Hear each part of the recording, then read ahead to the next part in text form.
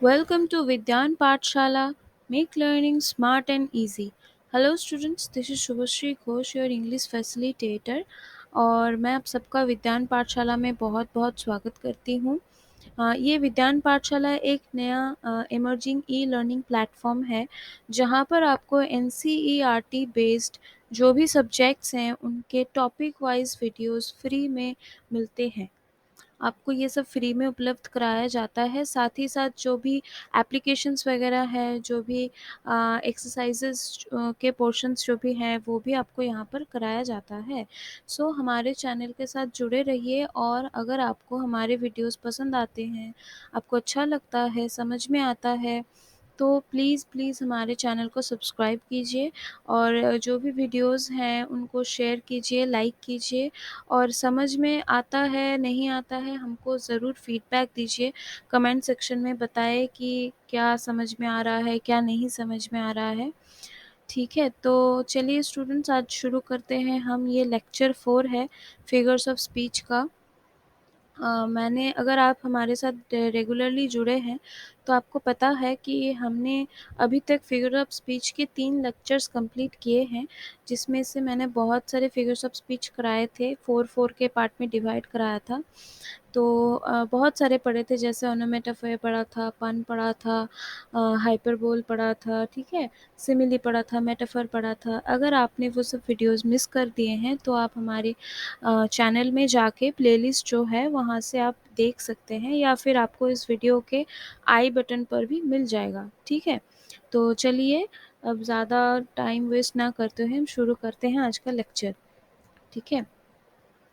देखिए आज हमारे लेक्चर में आपको क्या सीखने को मिलेगा। पहला है सिनेक्टोकी, इसके टाइप्स होते हैं जो वो टाइप्स और क्या यूज़ होते हैं इसके वो यूज़, ठीक है? मतलब एप्लीकेशन, ठीक है? फिर सर्कमलोक्यूशन होता है और उसका भी जो एप्लीकेशन होता है वो भी हम आज देखेंगे। क्या होता है कि आपको एग्ज़ाम में पूछ लिया जाएगा, एक लाइन दे दिया जाएगा, फिर आपको पूछ लिया जाएगा कि आपको बताना पड़ेगा कि इस लाइन में कौन-सा फिगर ऑफ स्पीच हिडन है, ठीक है? आपको 4 या फिर 5-6 कुछ भी ऑप्शंस दे दिया जाएगा, आपको वहाँ से चूज़ करना पड़ेगा। अब अगर आपको पता ही नहीं होगा कि वो लाइन कैसे बोलते हैं, क्या है उसमें, तो आप तो कर नहीं पाएँगे ना। तो इसीलिए बने रहिए हमारे साथ और एक से एक चीज़ को अच्छे से समझने की कोशिश करिए। मैं भी समझाने की कोशिश करती हूँ अपने एंड से जितना भी मेरे से बन पड़ता है और अगर कहीं पर कोई गलती हो जाती है तो आप मुझे प्लीज़ कमेंट सेक्शन में बताएँ, ठीक है? तो चलिए पहला जो हमारा है सिनेक्डोकी, हम सिनेक्डोकी देखते हैं। Synecdoche.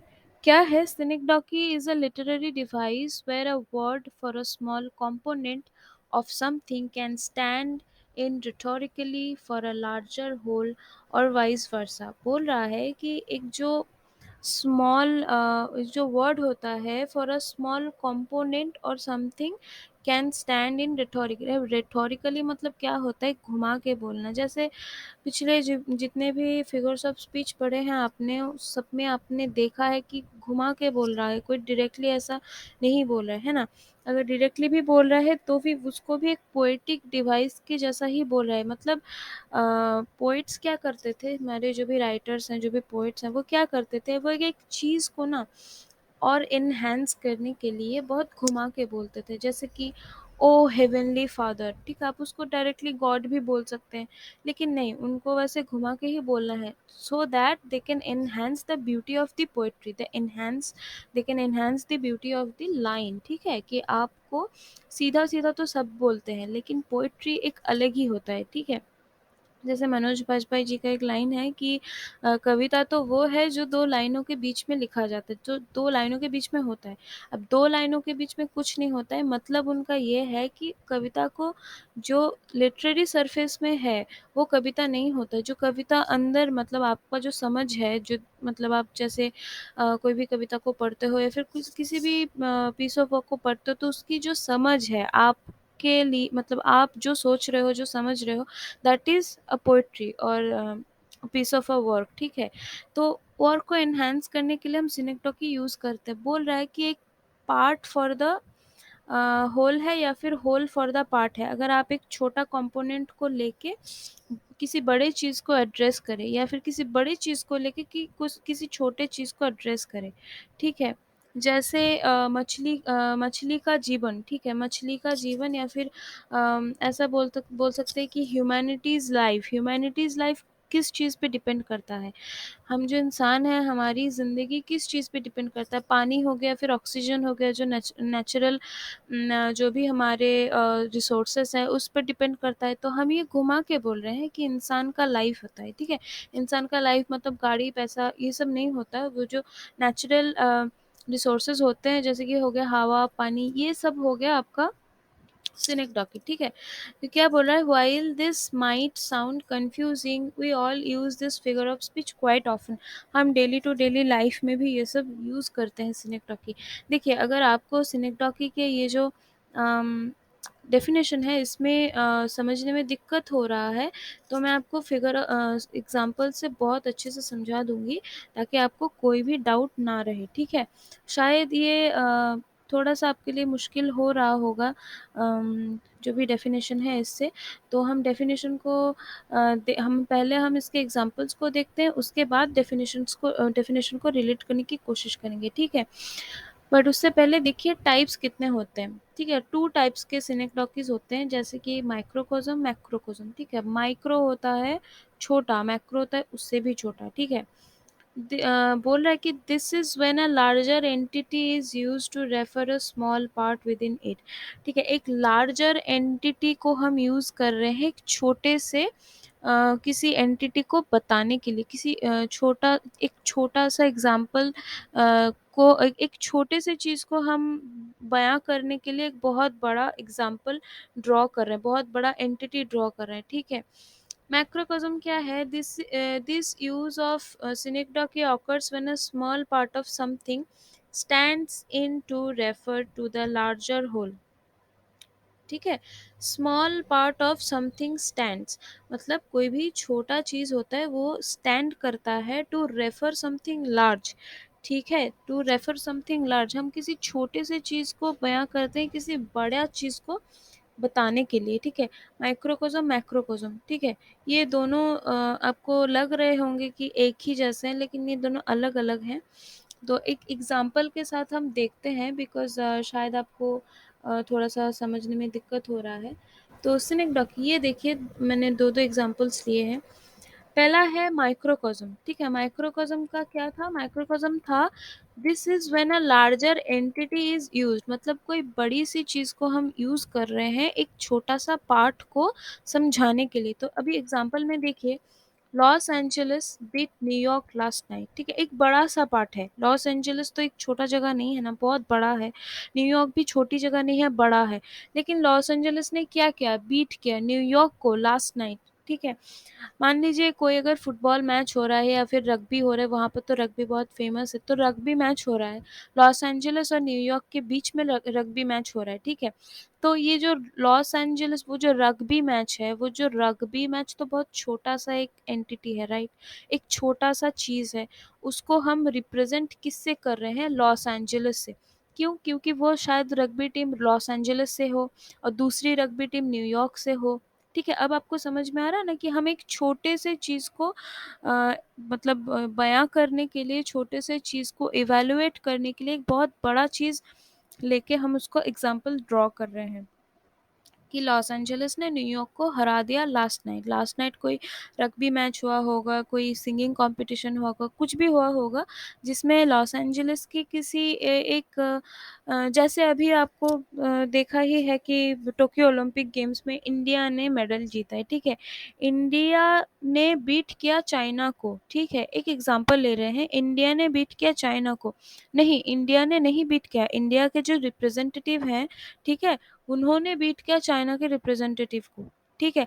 लेकिन हम मतलब छोटे से एग्जाम्पल को समझाने के लिए, छोटा-सा एक एंटिटी है, उसको समझाने के लिए हम बड़े चीज़ का इस्तेमाल कर रहे हैं। जैसे जो हमारे रिप्रेजेंटेटिव थे चोपड़ा साहब, उनको हमने बयाँ करने के लिए, उनके अचीवमेंट को दर्शाने के लिए हमने इंडिया का नाम लिया, क्योंकि वो भाई इंडिया के रिप्रेजेंटेटिव है। तो समझ में आ रहा है ना अब अभी आपको कि इंडिया को हमने यूज़ किया, एक बड़े से एंटिटी को यूज़ किया छोटे से एंटिटी को समझाने के लिए।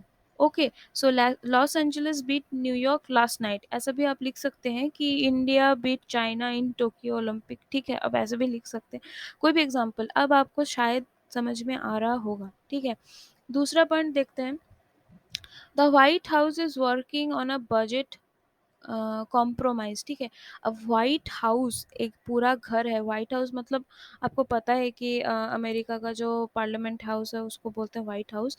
तो जो व्हाइट हाउस है, व्हाइट हाउस एक काम कर रहा है, किस पे काम कर रहा है? Budget compromise. कोई भी इंटरनल मैटर्स हो सकते हैं, जो भी बजट वगैरह जो होते हैं हमारे भी देश में होते हैं, तो उन सबको बजट कॉम्प्रोमाइज के मतलब उस टॉपिक पे वो काम करे। कौन काम करे? व्हाइट हाउस के जो मेंबर्स हैं, ठीक है, उनके पार्लियामेंट के जो मेंबर्स हैं, उनके जो भी ऑफिशियल्स हैं, वो सब उस बजट को सही करने में लगे हुए हैं। ठीक है, उसमें वर्क कर रहे हैं, काम कर रहे हैं, right.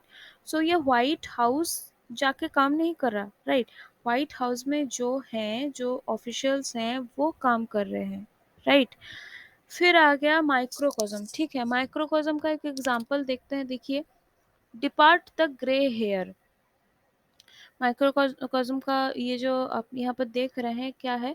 This use of synecdoche occurs when a small part of something stands in to refer to the larger whole.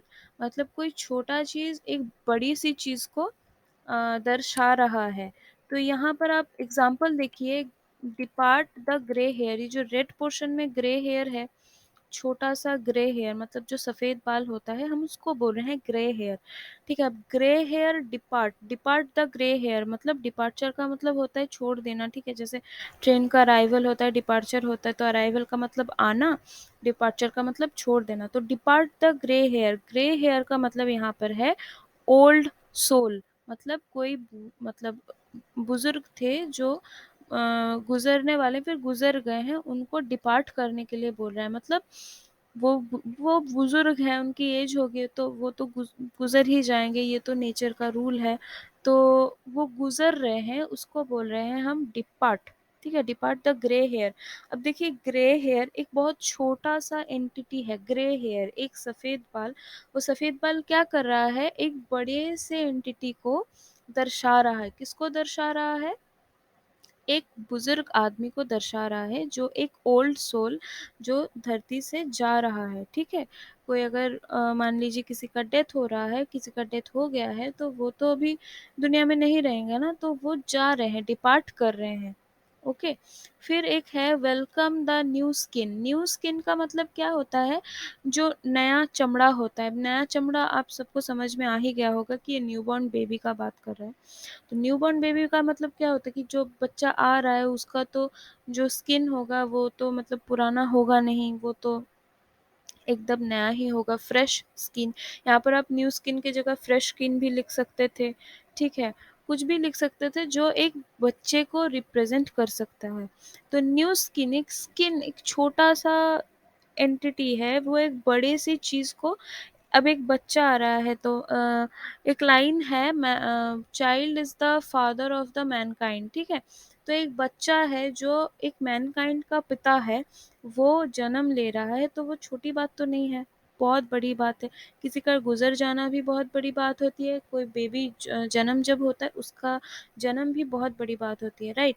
तो ये छोटे छोटे चीज़ें जो ग्रे हेयर, न्यू स्किन, ये सब दर्शा रहे हैं एक बड़े अ, मतलब एक बड़े एंटिटी को, एक बड़े इंसिडेंट को। तो हम इसी को बोलते हैं synecdoche, part for the whole, whole for the part. Okay, so चलिए देखते हैं, शायद आपको सिनेक्टोकी समझ में आ गया होगा। अगर नहीं आ गया तो कमेंट सेक्शन में प्लीज़ मुझे बताएं। ठीक है, फिर देखते हैं। देखिए, सर्कमलोक्यूशन। सर्कमलोक्यूशन एक फिगर ऑफ स्पीच है जिसका मतलब होता है टॉकिंग अराउंड और टॉकिंग इन सर्कल्स, मतलब गोल गोल बातें घुमा के बोलना। ठीक है, आप मान लीजिए एक पेन को बोलते हैं, अगर आपको एक पेन को इंडिकेट करना है कि मुझे भाई वो पेन दे दो, तो आप बोलेंगे वो यंत्र जिससे हम सुनहरी पेज में सुनहरी इंक से लिखते हैं। तो मतलब काइंड ऑफ मिल्टॉनिक वे, मिल्टन अगर आपने पढ़ा होगा, अगर नहीं भी पढ़ा होगा तो भी चलेगा, लेकिन मिल्टॉनिक वे ऐसा ही होता है कि घुमा घुमा के बातें करना होता है। ठीक है, it is use to discuss something but not making any direct reference to it. मतलब किसी चीज़ को हमको बोलना है, ठीक है, उस चीज़ को इंडिकेट करना है, लेकिन डायरेक्टली नहीं बोल रहे हैं। मान लीजिए अगर आपको किसी को बोलना है कि तुम बेवकूफ़ हो, तो आप उसको डायरेक्टली नहीं बोल रहे कि तुम बेवकूफ़ हो। आप उसको ऐसे घुमा के बोल रहे हैं कि अच्छा, आपके दिमाग में थोड़ा-सा बुद्धि कम है। तो इस चीज़ को हम सर्कमलोक्यूशन बोलते हैं, ठीक है? घुमा के बात करना। वैसे आयरनी, मेटाफर, जो मेटाफर नहीं, आयरनी है, फिर अम ये सब भी जो भी होते हैं, सरकाज़म, ये सारी चीज़ें भी ऐसे घुमा-घुमा के ही होता है। लेकिन सर्कमलोक्यूशन एक पर्टिकुलर वर्ड्स होते हैं, ठीक है? कुछ पर्टिकुलर वर्ड्स होते हैं सर्कमलोक्यूशन। तो हम चलिए सर्कमलोक्यूशन का भी एग्ज़ाम्पल देख देख लेते हैं। ये है सर्कमलोक्यूशन का एग्ज़ाम्पल, क्या है? Our father who art in heaven. Art मतलब जिन जो रहते हैं, हू आर, आर्ट होता है, एक आर्केइक इंग्लिश होता है जो पुराने ज़माने में यूज़ किए जाते थे, लेकिन अभी नहीं यूज़ होते हैं। आप अगर शेक्सपियर पढ़ेंगे तो आपको बहुत सारे ऐसे आर्केइक वर्ड्स मिलेंगे, स्पेंसर पढ़ेंगे तो भी मिलेगा। तो जो ये आवर फादर, हमारे पिता, हू आर इन हेवन, जो हेवन में है, ठीक है? मतलब कौन हेवन में है? कोई नॉर्मल इंसान तो होंगे नहीं, ठीक है ना? तो गॉड ही होंगे। तो ये डायरेक्टली गॉड को बोल रहे हैं, ठीक है? In this line we are covertly saying about the almighty God. Covertly मतलब जो चादर ओढ़ के हम बोल रहे हैं कि हाँ, गॉड के बारे में बोल रहे हैं। मतलब ओपनली नहीं बोल रहे, उसको हम घुमा के बोल रहे हैं, ठीक है?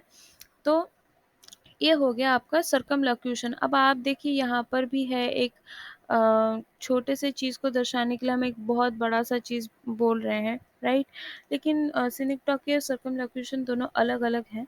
अभी हम जब एक्सरसाइज़ मतलब करेंगे, सारे के सारे जो भी फिगर्स ऑफ स्पीच जो भी हमने पढ़े हैं, वन बाय वन हम देखेंगे, ठीक है? नेक्स्ट वीडियो में मैं कोशिश करूँगी आपको वो सारे प्रैक्टिस करवाने के लिए, ठीक है? फिर आप देखिए एक एग्ज़ाम्पल मैंने यहाँ पर बहुत जो भी हर बच्चे को पता, बच्चा बूढ़ा सबको पता है। In Harry Potter, in order to address Voldemort, people often says you know who. ठीक है, हमने जब देखा है, अगर आपने हैरी पॉटर देखा है, सबने देखा होगा हैरी पॉटर, तो हैरी पॉटर में वोल्डेमॉर्ट का पहले नाम नहीं लिया जाता था। वो बोलते थे you know who must not be named, जिसका नाम नहीं लिया जा सकता।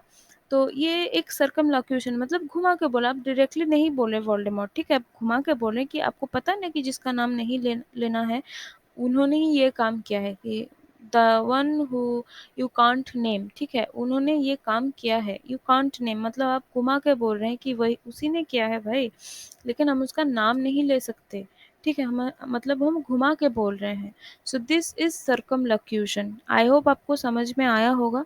अगर आपको समझ में आया है और अगर आपको पसंद आया है तो प्लीज़ सब्सक्राइब कीजिए, शेयर कीजिए और लाइक कीजिए, और प्लीज़, प्लीज़, प्लीज़ आप मुझे कमेंट कीजिए, बिकॉज़ आपके कमेंट्स मेरे लिए बहुत मैटर करते हैं।